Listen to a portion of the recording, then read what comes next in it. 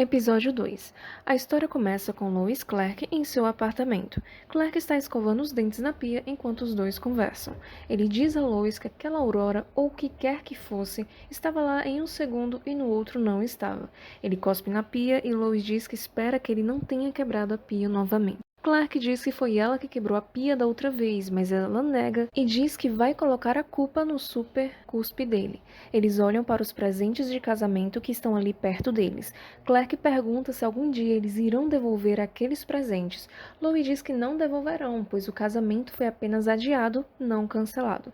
Clark olha os presentes com a visão de raio-x e pergunta por que eles têm 3 liquidificadores, mas Lois diz que um deles é um processador de alimentos. Ele pergunta como ela sabe e ela responde que sacudiu as caixas. Clark diz que o S da camisa que Lois está usando está errado. Ela diz que não é culpa dos desenhistas, pois é impossível desenhar igual o mesmo símbolo 2 vezes, e que o fato de ele trocar de roupa em super velocidade não ajuda para que as pessoas aprendam a desenhar seu símbolo. Clark diz que talvez se ela fosse atingida por balas de kryptonita tantas vezes quanto ele foi, ela também carregaria isso no peito. Ela diz que já foi atingida por balas normais antes, mas é justo. Ela também diz que sentiu a falta dele nesta manhã, mas ele pergunta se ela também sentiu falta dele na última noite. Lois responde que tirou um cochilo de 20 minutos entre o envio da entrevista com o time de inspeção da ONU. Ela diz que esqueceu de checar a correção do texto da entrevista antes do envio. Clark pede desculpa por não a ter ouvido chegar e Lois pede desculpas por não ter ouvido sair. Os dois concordam que faz parte. Lois diz que é claro que algo que ela fez tão rápido não seria suficiente para ganhar uma estátua dos russos. Clark diz que não pediu que fizessem isso para ele, mas Lois diz que é só uma inocente homenagem ao herói que lhes fez uma boa ação. Ela relembra que essa boa ação foi precedida por várias outras boas ações dele e que ele também tirou um planeta da órbita da Terra antes disso tudo. Lois diz que Clark está inspirando as pessoas por todo lado e pergunta se foi esse o motivo do lance da capa. Clark diz que sim e que gostaria de ir além disso. Ela comenta que ele a fez contar a todo mundo que ele veio de além das estrelas, mas ele corrige, dizendo que é pura e simplesmente um alien. Lois diz que eles teriam alguma esperança de que fosse tão puro e simples assim se aquelas fotos da superfície de Apocalipse não tivessem se espalhado como fogo em palha. Clark usa sua super velocidade e troca de roupa, enquanto responde que esse foi o jeito que ele encontrou de mostrar às pessoas que existe tanto luz lá fora quanto existe escuridão. Por isso, ele escolheu se revelar como alienígena. Lois diz para Clark ir com calma e sugere que ele dê ao mundo um tempo para se acostumar com essa ideia, já que é difícil que alguém o escute com todo o barulho que Lex Luthor anda fazendo por aí. A cena corta para a torre da LexCorp, em frente ao planeta diário. Uma voz diz para algum general que não faz nem 6 meses que havia um planeta hostil em órbita. Dentro do escritório de Lex, vemos ele conversando com o general Samuel Lane, pai de Lois. Sam afirma que Lex tem sido bem público com suas opiniões a respeito da omissão das forças militares durante o evento conhecido como Contato. Lex pergunta se foi isso que o trouxe ao seu escritório, mas Sam responde que o que aconteceu o fez ficar de fora do casamento de sua filha. Lex então pergunta se ele concorda que é um fato que eles precisam ter como se defender, da mesma forma que os russos estavam fazendo. Sam responde que, até onde todos sabem, os russos estavam colocando um laboratório privado de pesquisa na órbita da Terra. Lex diz que os russos tinham medo que as pessoas descobrissem que eles estavam colocando armas na órbita da Terra, mas não há o que se envergonhar. Ele completa que a humanidade precisa se defender de ameaças externas e que não está pedindo permissão, está propondo uma parceria. Ele quer que o general o ajude a conseguir com o secretário o aceite do contrato das plataformas guardiãs de LexCorp. O general responde que a última coisa que eles querem é deixar as pessoas com mais medo do que já estão, e uma arma como essa poderia ser facilmente virada contra eles.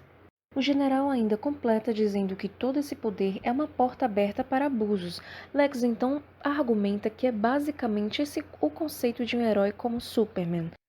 Lex se irrita, dizendo que Superman puxou um planeta para fora da órbita da Terra com as próprias mãos e pergunta como um homem desses pode ser menos perigoso do que colocar armas no espaço. Lex acha que Superman não é confiável e é perigoso demais. O general responde que ele dá esperança às pessoas, mas Lex pergunta o que eles farão quando ele decidir levar a esperança embora. O general finaliza dizendo que assim que for necessário, Superman será detido. A cena corta para o centro de Metrópolis, onde Clark está olhando um jornal. O vendedor de jornais diz que Superman deve ter orgulho de todo o bem que ele faz. Clark diz que ele é apenas humano e Lex chega interrompendo. Lex diz que sabia que havia algum motivo para ter vendido o Planeta Diário e que, em sua época, era um jornal de verdade, não um tabloide. Lex tenta comprar um café, mas o vendedor diz que não tem troco para 100 pratas. Ele diz que então deixe os próximos 80 cafés por sua conta. Clark diz a Lex que Tess foi bastante competente quando estava no comando do jornal. Lex lembra que ela tirou a própria vida, mas nós sabemos que não foi isso que aconteceu de verdade. Ele diz que esse acontecimento não foi mais trágico que qualquer outro acontecimento da sua vida. Ambos se apresentam um ao outro, até que Clark diz que Lex Luthor é o herói do povo. Lex diz que era só uma questão de tempo até o seu setor de relações públicas o brindar com algo assim. Lex lembra que os dois eram amigos quando jovens, mas Clark diz que está surpreso dele se lembrar disso. Lex diz que não lembra, mas juntou essas informações em recortes de jornais da época. Lex diz que não quer ofender, mas não vê como eles dois seriam mais do que meros conhecidos. Clark diz que era porque eles eram jovens. Lex diz que o mundo para o qual ele voltou é um lugar decepcionante e terrível, o mesmo mundo pelo qual ele trabalhava duro para tornar um lugar melhor. Clark diz que alguns chamam isso de compensação.